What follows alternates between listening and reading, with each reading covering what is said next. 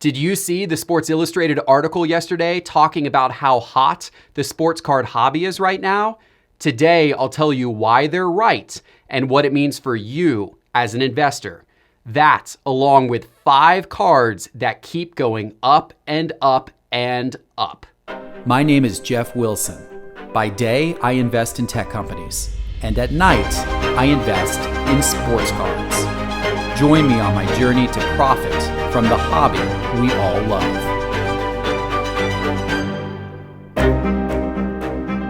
Hello, sports card investors, and welcome to another episode.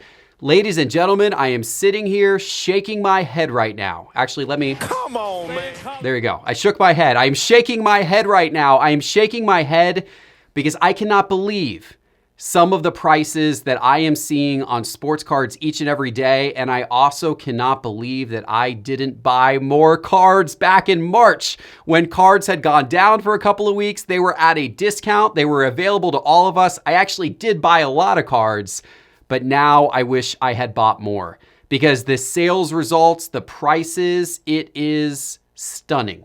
And I see this stuff every day because I'm constantly in the data. I'm constantly in my Market Movers data tool. And look, I'll just give you a couple of examples. First of all, looking across eBay, all of the cards that I'm tracking on eBay, the prominent rookie cards, sales volume is up 59%. 59% more money is being spent on these cards from the beginning of April until the beginning of May. So if I take the very beginning of April and I compare it to the very beginning of May, I'm seeing 59% more money being spent on sports cards in the beginning of May than I am in the beginning of April, which is incredible to think that eBay's business has grown like that. Now, it did, of course, go down some in late March, but then it came roaring back. And now it is roaring back like crazy. It's amazing to see. And I just put together for my members, my weekly top trending cards report that I send out to all of my members, my investor members and my Market Mover members every Monday. And when I put together this report this week, I saw something that I have never seen before. I've never seen it in all the time that I've been tracking the data, and I'm not sure it has ever happened in the entire history of the hobby. Now, I can't say that for sure. I unfortunately can't go back to 1988 and tell you for sure if it was happening back in 1988 or 1989 because I don't have eBay data to go back and look at. But what I can tell you is during the period I've been tracking, this has never happened before.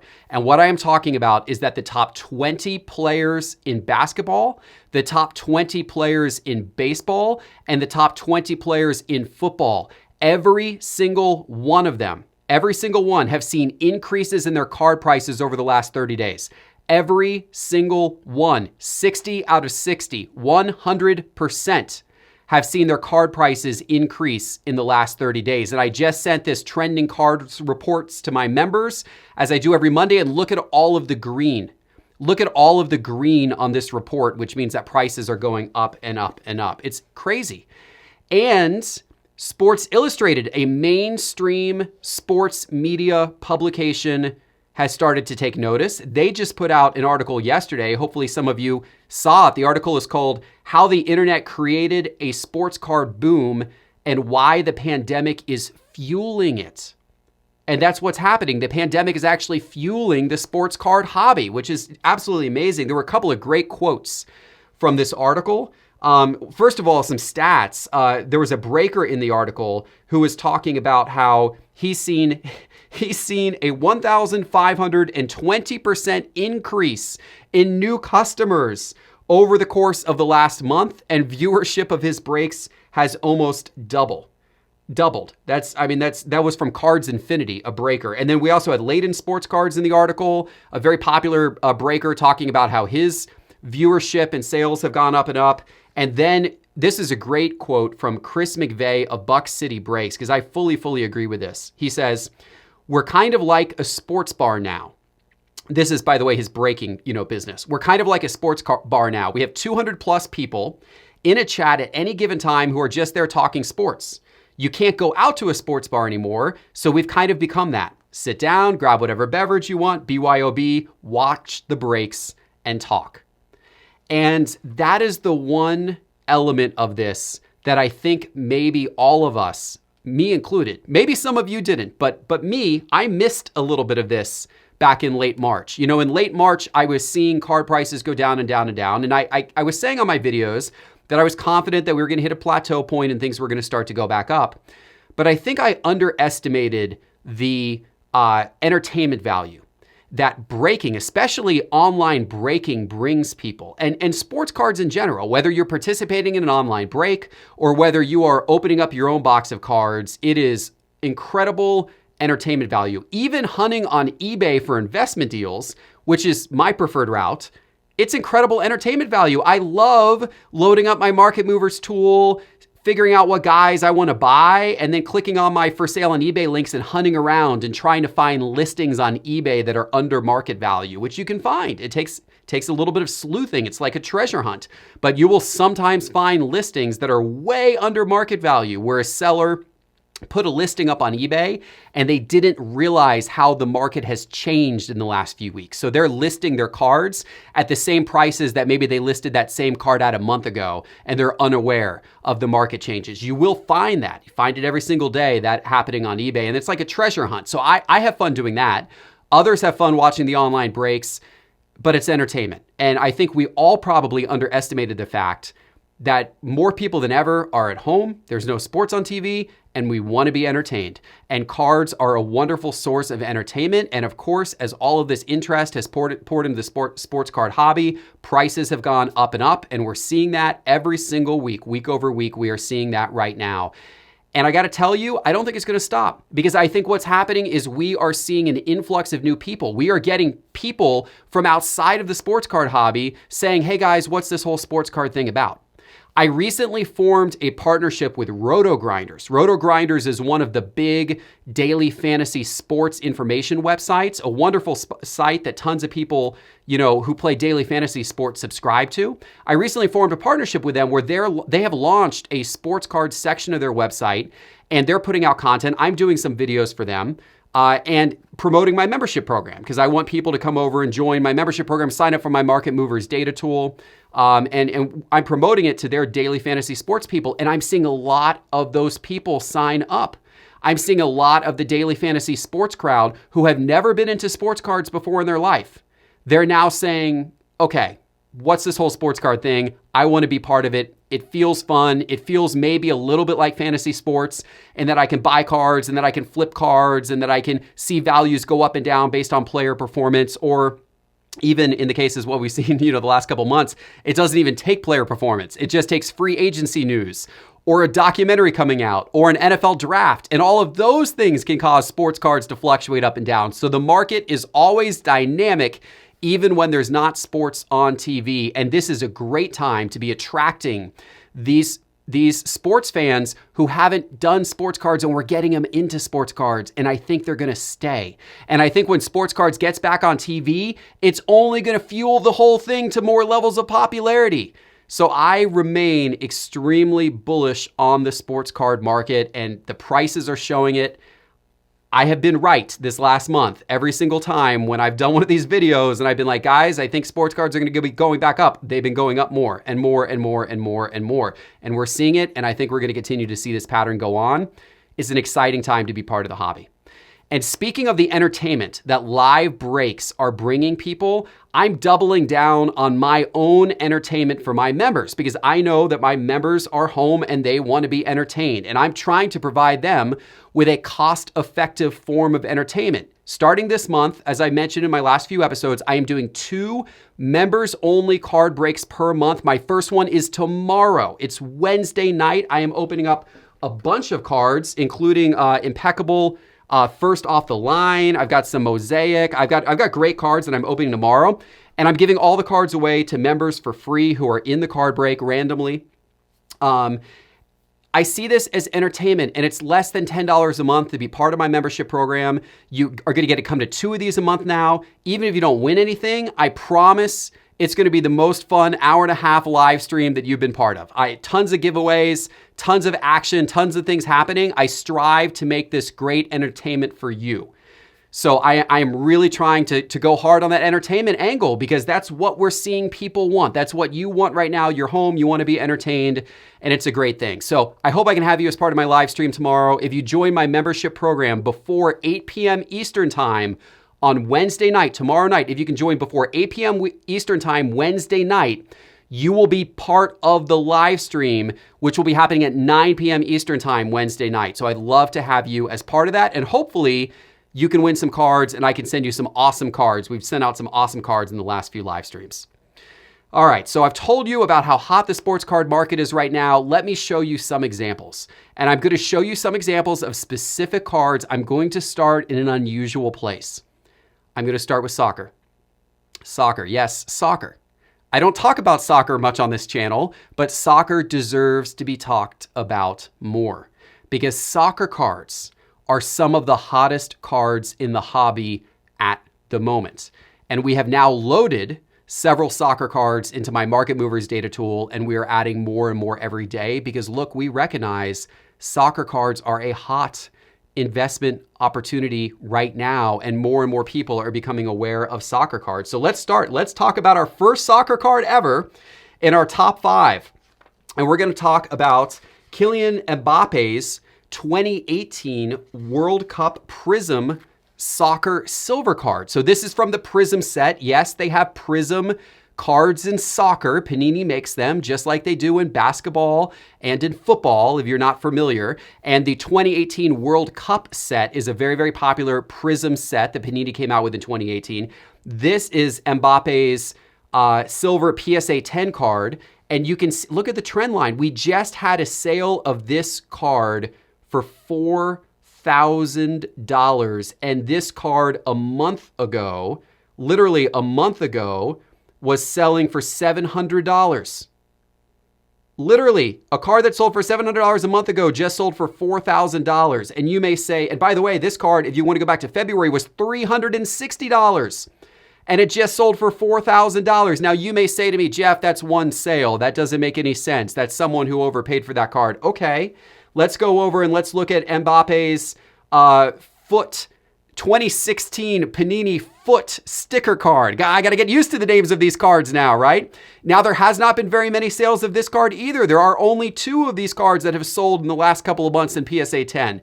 But what I can tell you is that it sold back in February for $695, and then it sold a couple of days ago for $3,500.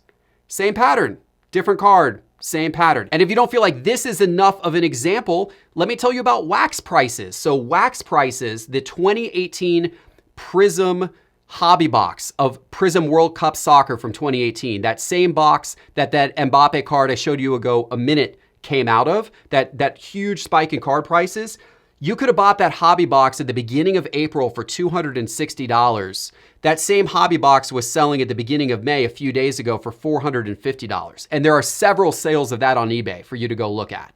So it's not just the card prices, even though there's only a few sales here and there, and you may go, oh, well, someone overpaid. I don't think they overpaid because we're seeing it across various types of cards, and we're seeing it across hobby boxes as well. And it's not, by the way, it's not just Mbappe.